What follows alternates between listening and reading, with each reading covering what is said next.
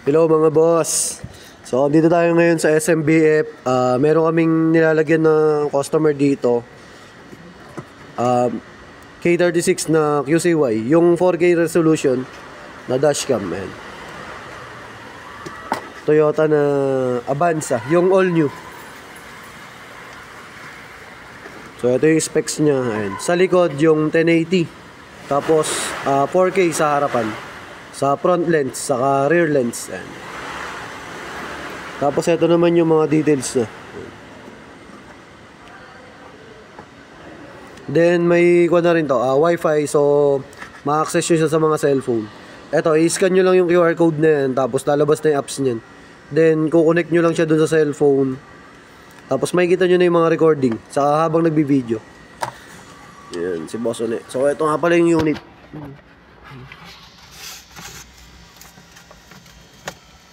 So, sinisimulan na yung mag-wiring. Dito kami ngayon sa SMBF sa 4th floor, yung tapat ng mga parkingan ng motor. So dito yan.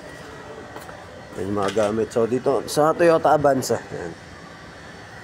Yung bagong-bago na Avanza, yung all new. Napakadumi na yung yan. Ulan ng Santa Rosa eh. Hindi tayo makapag-washing.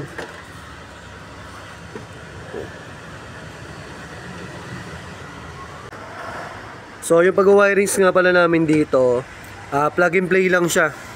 So walang kinakat ng wire, no splicing, para safe yung warranty. Yan, so papadaanin lang ni Uni dun sa mga gilid-gilid yung wirings niyan, dun sa mga flaps. Napakita ko sa inyo hanggang makarating siya dito sa likod. So dito papadaanin yan. Papunta dito sa likod. Yung sa rear cam. Yan.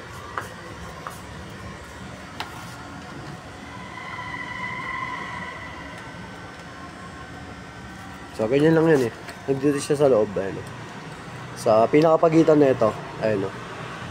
Nakapasok siya dyan para nakatago yung mga electrical. Yung sa pinaka-wire niya para hindi nakikita. Yan mga boss. Nakasalpak na yung pinaka-cigarette lighter. Yung sa pinaka-supply. Kasi yung problema sa mga Avanza na bago, diba dati mga nandun yung sa cigarette socket. Ngayon ito kasi nandito sa armrest. So malayo yung pinakasalpakan niya ng cigarette socket, yung sa supply.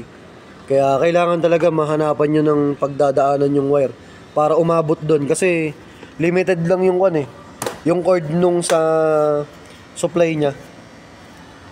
Hindi pa kasi naka-hardwire to. Yung K32 kasi hardwire type na yun. Ito kasi yung K36 hindi pa. So doon pa siya sa may cigarette socket. Ito ba? So diyan pa siya nakalagay.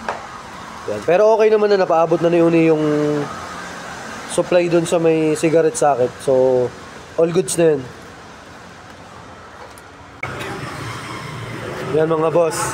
So dito na kami sa likod ngayon. Ayan, binapadaan na ni Uni yung wirings doon sa may mga gilid. Then hanggang dito yan. Papunta dito. Sa pasok dyan. Papunta dito sa may pinaka-trunk sa likod. So ganyan lang yan. Para may tago yung wirings. Sisiksik nyo lang doon sa mga pwedeng pagsiksikan.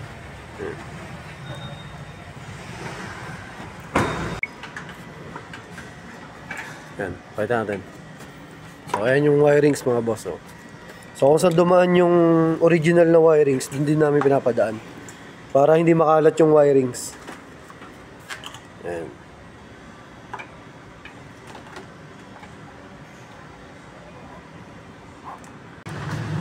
So ayan mga boss, tinatanggal na ni Una yung cover sa likod. Para mapadaan yung wire, tapos maalagay yung camera dun sa pinaka likod, yung rear cam.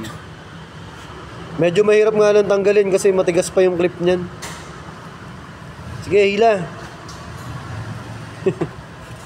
Sige, hawakan ko. Sige, hila.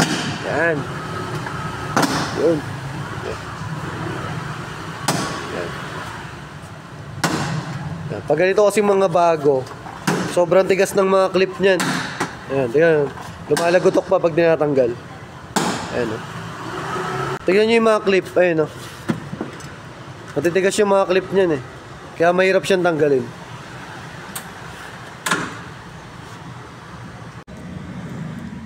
So, camera naman sa likod. Ayan. Nakabit na yung camera sa likod. So, ito na yung wirings. Oh.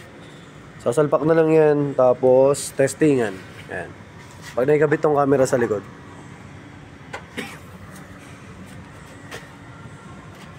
Ayan. So, ayan. Yung camera.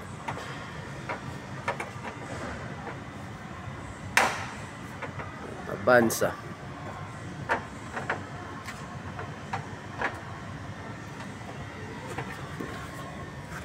Ito yung kaduktong ng camera.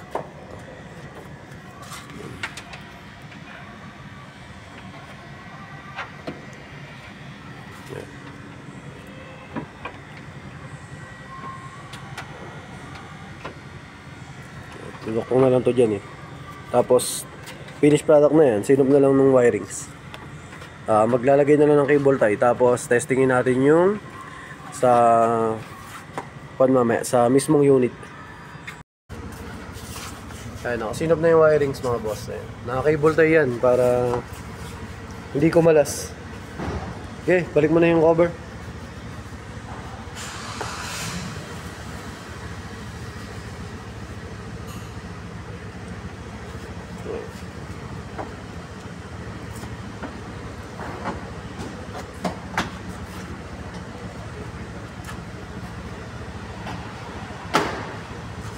Ayan, din lang naman yan eh. Hanggang sa kumlip lahat.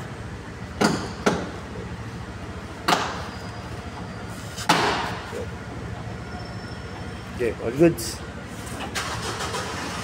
Ayan, tapos na. So ayan, dito tayo sa loob. Testingin na natin. Push start.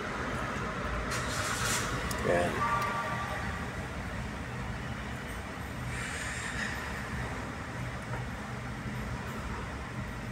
Sige, baba.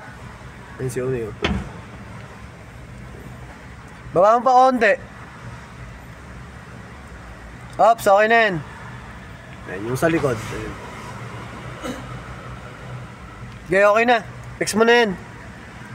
So, ayan, tapos na mga boss.